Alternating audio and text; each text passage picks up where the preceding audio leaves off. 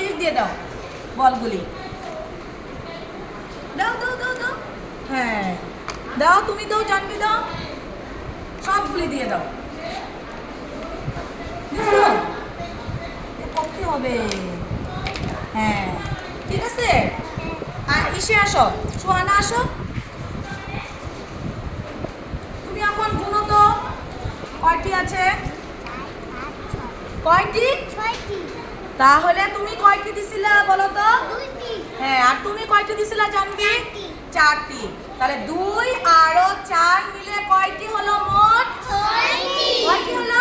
6টি। এই যে 2টা পুতির মালা আর 4টি পুতির মালা একসাথে হয়ে কয়টি হলো?